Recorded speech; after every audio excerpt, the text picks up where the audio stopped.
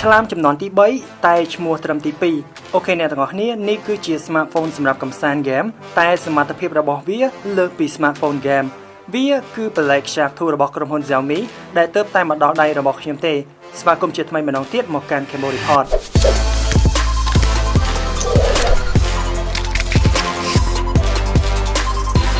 ប្រិយមិត្តធ្លាប់ស្គាល់ហើយនៅឈ្មោះឆ្លាមខ្មៅចំនួនទី1និងឆ្លាមខ្មៅ Hello ដែលវាមានតែពណ៌ខ្មៅតែប៉ុណ្ណោះប៉ុន្តែចំនួនទី3នេះឆ្លាមមិនមែនមានតែពណ៌ខ្មៅទៀតទេពលគឺវាមានដល់ទៅ3ពណ៌ដោយថែមពណ៌ទឹកប្រាក់ហើយនិងពណ៌ខៀវថែមទៀតលើពីការបន្ថែមពណ៌ Xiaomi ក៏បានកែប្រែរូបរាងខ្លះនិងពង្រឹងនូវសមត្ថភាពរបស់ Black Shark 2 នេះផងដែរជាក់ស្ដែងឆ្លាមខ្មៅពណ៌ទឹកប្រាក់ចំនួនថ្មីនេះបានរចនាមកជាមួយនឹងរូបរាងរឹងមាំជាងមុនវាកាចដូចជា Great White Shark អញ្ចឹងនៅក្នុងខាងក្រោយត្រូវបានកែប្រែឲ្យកាន់តែស័ក្តិសមជា smartphone game តែវាក៏ធ្វើឲ្យកាន់តែធ្ងន់ជាងចំនួនមុនផងដែរចំណែកកាមេរ៉ាខាងក្រោយពីគ្រាប់នេះត្រូវបានរចនាដាក់បញ្ឈរដដែលតែវាត្រូវរុញទៅខាងឆ្វេងវិញ Black Shark 2មានស៊ុមជាលោហៈហើយនៅចំកណ្ដាលត្រូវបានរចនារាងផុសចេញមកដោយរំលេចនៅអក្សរ S និង Black Shark នៅខាងក្រោមបន្តិចសម្រាប់ខ្ញុំខ្នងខាងក្រោយរបស់វានេះជាបង្គំល្អមួយជាពិសេសអក្សរ S ដែលមានពន្លឺសឹមដដែលជាមួយនឹងឆ្នូតពណ៌បៃតងព័ទ្ធជុំវិញនៅខាងក្រោយនេះមើលទៅវាទាក់ទាញមែនតើ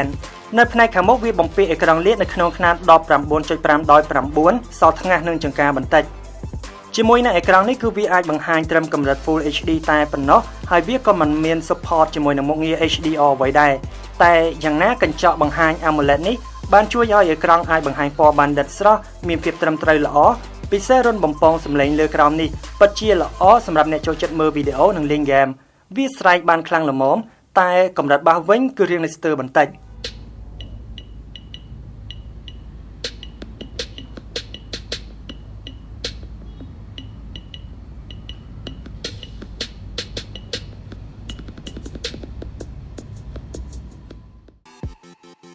វាបំពាក់កាមេរ៉ាខាងក្រោយចំនួន2គ្រាប់មួយគ្រាប់មានទំហំ48 megapixel មាន aperture ទំហំ 1.8 សម្រាប់ផលិតរូបភាពទូទៅនិងមួយគ្រាប់ទៀតទំហំ12 megapixel ជា telephoto lens មាន aperture ទំហំ 2.2 មាននាទីសម្រាប់ជំនួយនៅក្នុងការ zoom ចូលបាន2ដងមិនធ្វើឲ្យសាច់រូបភាពថយចុះគុណភាពខ្លាំងឡើយនៅក្នុងកាមេរ៉ានេះគឺយើងអាចប្រើមុខងារជំនួយបានជាច្រើនបែបសម្រាប់បំផុសចំណងថតរូបឲ្យកាន់តែខ្លាំងថែមមួយកម្រិតទៀតដែលវាមានដូចជា HDR AI filter បន្ថែមពណ៌និង beauty មុខងារបន្ថែមផ្សេងទៀតរួមមាន Pro Mode, Panorama និង Portrait Mode សម្រាប់ចាប់ប្លង់ព្រាបផ្ទៃខាងក្រោយចង់បញ្ជាក់ថាវាមិនមែនជា smartphone ដែលផ្ដោតខ្លាំងទៅលើកញ្ចប់កាមេរ៉ាល្អខ្លាំងអីនោះទេហើយនេះគឺជារូបភាពមួយចំនួនដែលថតចេញពី Black Shark 2 នេះ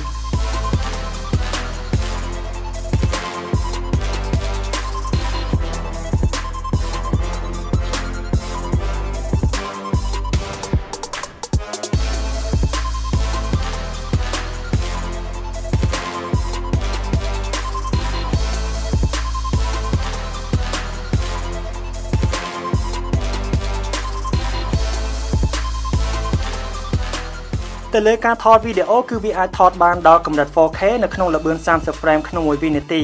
យ៉ាងណាលំនឹងរបស់វាទប់មិនសូវបានល្អនោះទេប៉ុន្តែបើប្ដូរមក Full HD វិញគឺវាពិតជាទប់ជាប់បានប្រសើរជាងមុនមកកាមេរ៉ាខាងមុខវិញលើកនេះគឺវាមានទំហំ20 megapixel មានកម្រិត aperture 2.2 អាចថតរូប selfie បានស្អាតមិនមែនល្អត្រឹមតែ game មួយមុខនោះទេហើយនៅក្នុងនោះគឺយើងក៏អាចថតជាមួយនឹងមុខងារ portrait សម្រាប់ប្រភេទរូបព្រាផ្ទៃខាងក្រោយផងដែរចំណុចឈាមកំពុងតែដាំនៅក្នុងឆ្លាម zone នេះគឺនៅត្រង់កម្លាំងម៉ាស៊ីនវារត់ដោយ chip នាគរាជចំនួនចុងក្រោយ SD855 របស់ Qualcomm មាន CPU 8 គ្រាប់ Premium Tier រត់នៅក្នុងល្បឿន 2.84 GHz GPU Adreno 640ជាមួយនឹង RAM 2 ជម្រើសគឺ 8GB និង 12GB វាក៏ដំណើរការដោយ Android Pie និងស្រោបដោយស្បែកច UI ដាច់តម្លៃពី MIUI ផងដែរចង់និយាយថា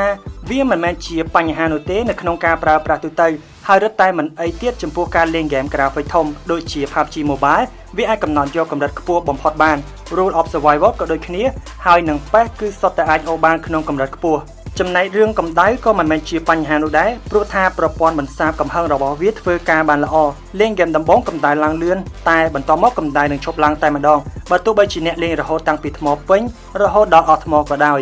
ចំណែកឯកម្លាំងថ្មរបស់វាក៏ចូលរួមចំណែកធ្វើបានល្អផងដែរបើទោះបីជាការទុកចោលការលេងហ្គេមជាប់គ្នាក៏វាមិនស្រកខ្លាំងនោះដែរទៅលើការសាកបញ្ចូលថ្មវិញសូមអគុណទៅដល់ដុំសាក27វ៉ាត់វាអាចជួយសាកកាន់តែលឿនដោយក្នុងរយៈពេល40នាទីវាឡើងបាន59%បាត់ទៅហើយ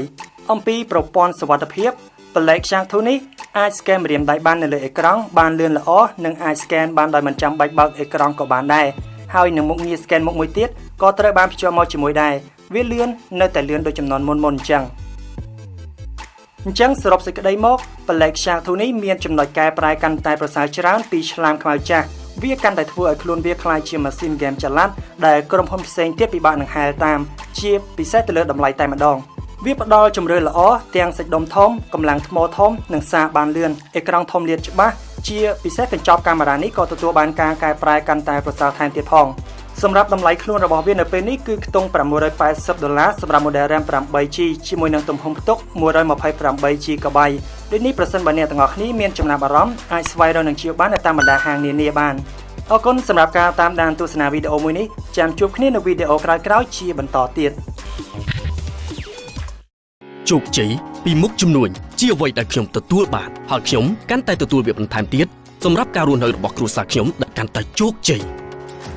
រាល់សេវាកម្មខ្ញុំបានបំពេញយ៉ាងល្អសម្រាប់អតិថិជនរបស់ខ្ញុំហើយខ្ញុំក៏កាន់តែបំពេញយ៉ាងល្អឥតខ្ចោះថែមទៀតសម្រាប់សកម្មភាពប្រចាំថ្ងៃនៃការរស់នៅរបស់ខ្ញុំគ្រប់កលៈទេសៈគឺសុទ្ធតែជាសុភមង្គលការរស់នៅដ៏ប្រសើរដែលគ្មានទីបញ្ចប់ចាប់ផ្ដើមទទួលយកការរស់នៅជាមួយភាពជោគជ័យក្នុងវេលាភ្លោះម៉ូដថ្មីរបស់បរិយពេញហួតធ្វើឲ្យជីវិតលោកអ្នកកាន់តែមានន័យ